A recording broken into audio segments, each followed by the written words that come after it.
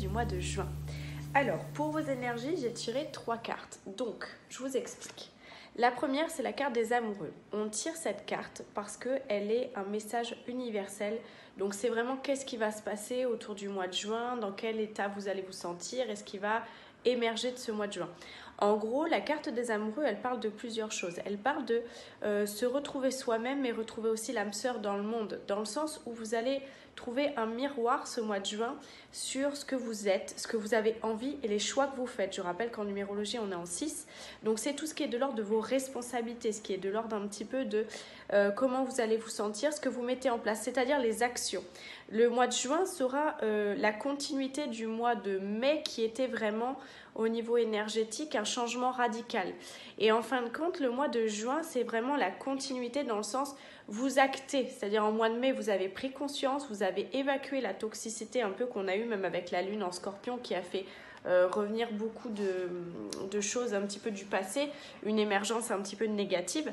Et là, l'objectif, c'est vraiment d'aller dans l'action, de dire, ok, moi j'ai compris ça, je sais qui je suis, je sais ce que je veux, maintenant comment je le mets en place. Le mois de juin va être vraiment décisif parce que, comme je vous dis, il est la continuité du mois de mai et ces 2 mois réunis vont conditionner votre année. Donc, c'est très important.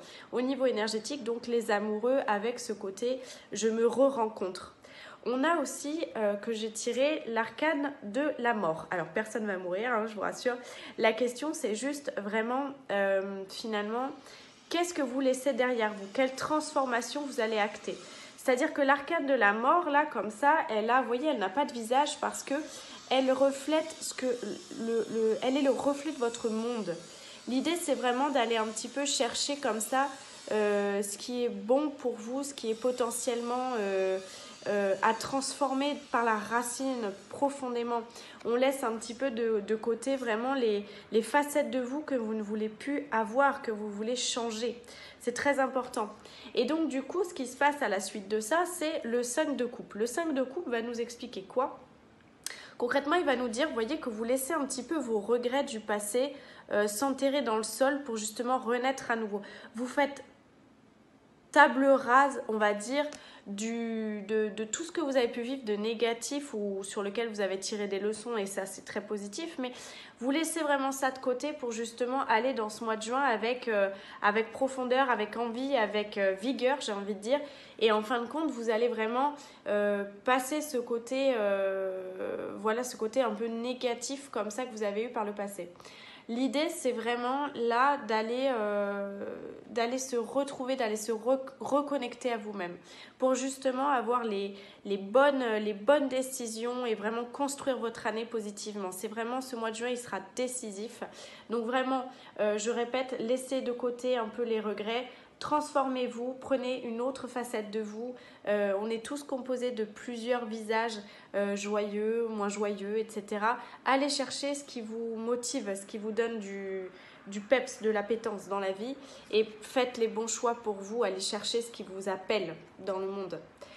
Pour le côté sentimental, bon voilà, on est comme je vous disais dans une transformation hein, de toute façon avec l'arcane de la mort. Vraiment c'est pourquoi pas revoir votre vision du couple, c'est-à-dire est-ce que votre couple n'est pas en train de changer, est-ce que votre vision de l'amour et du sentimental n'est pas en train de se transformer. Actuellement on ressent ces énergies-là et en fin de compte ce qui se passe c'est comme je vous dis, tout ce qui est de l'ordre du négatif, de ce qui est de l'ordre du passé, peut-être des ruptures difficiles, d'angoisse liées à des relations précédentes, tout ça on lâche.